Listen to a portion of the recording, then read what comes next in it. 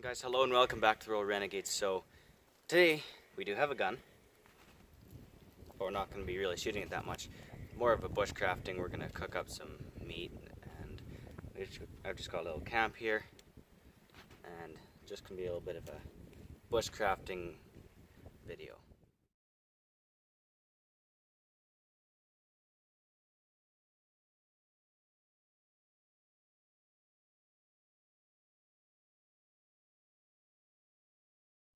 So I've been kind of into knife making for a while, made a few lame blades, but I went to a local bladesmith and blacksmith, he does both, and I helped him, or he helped me I should say, make this blade. We left the mill scale on the blade so it's got better oil retention so that it doesn't rust quite as easy. Cocobolo handle, I shaped and did the handle myself, sanded up to a 1200 grit. It's got a lot of control. I designed it so that I could have a finger underneath here. It's not designed to hold it like this, but more like this so you have lots of control. And it's honestly a very nice knife. I'm really enjoying using it so far. So I've got a nice little fire going, and look at that. Looks so good. Got a little wall built around it. It's dry, but it's kind of wet because it's been laying on the ground, just to keep the wind away. It's a little bit windy at the moment. Got all this scraped down to the wet, gooey grass. Got my turning stick here. It keeps getting dirt on it. But look at that. It smells so good right now. Here's a quick bushcrafting trick for your cast iron frying pan. So I don't have a pot hook right now and it's very hot. So I just whittle down a stick with my knife. Stick her in there. And you can lift it up. Works really nice. Just a simple poplar stick.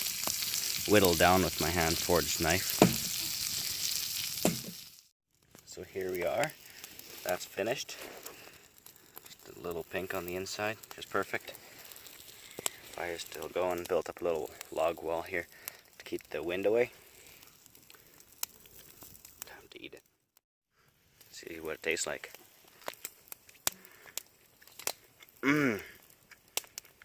Nothing like steak done over a fire. Wow, that's good. Is it good? Got the homemade buns there. Still a little bit of flavor left from the steak. Put it on there and we'll toast them real quick.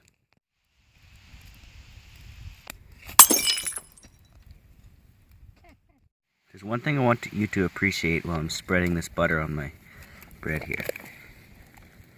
Just look at that blade.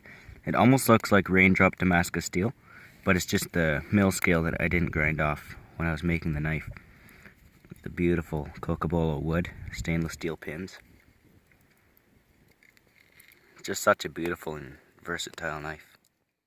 You can generally move quieter through the woods by walking on logs instead of this loud, dry ground.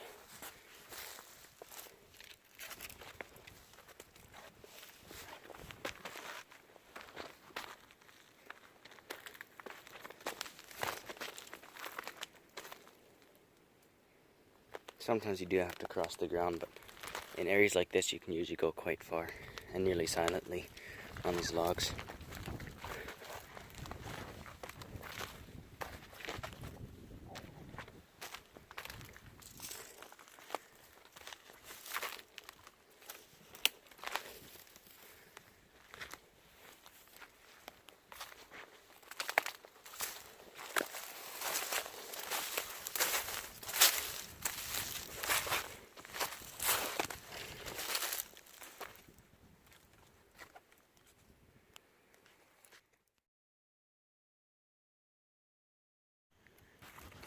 This is definitely squirrel-rich territory right here. You can see all this fresh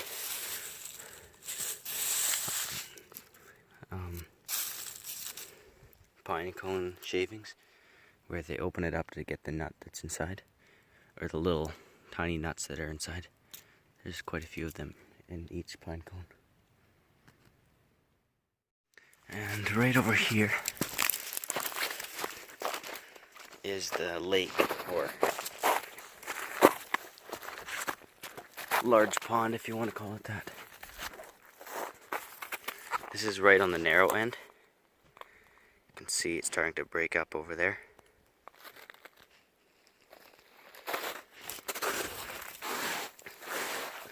I don't want to go down too far because down there is ice and I don't want to break through and get soaking wet, but over there is where it gets wider. And I'm currently fairly deep in the snow, so I'm going to get out of here before my shoes get too wet. When you're done with your camp, which we'll probably be coming back to this later, but I'll let the fire burn down. There's just some coals underneath there, kind of stepped on it already, but always make sure you put it out really well.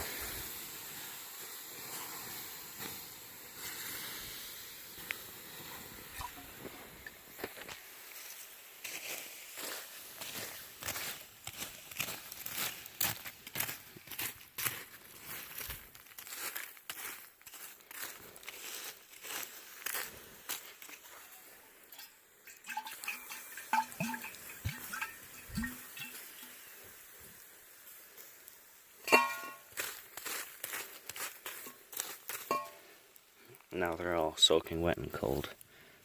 And there's a puddle of water down there. So there shouldn't be any fear of starting this thing up. Or this thing starting up on its own. I'm just going to roll this big rock over it. For a couple of reasons. Just to kind of mark it so that it doesn't get covered up with leaves and stuff and we can find it afterwards. And just to kind of make sure that there's no oxygen or anything that gets underneath there. And if it rains too hard, then it'll keep it a little bit drier. So that it's not always just a big mass of soupy, wet, soggy coals when you want to come start a fire here later. So here's our little camp. We'll definitely be back here again. But for now, we've got to head back. So, Bushcrafting 101.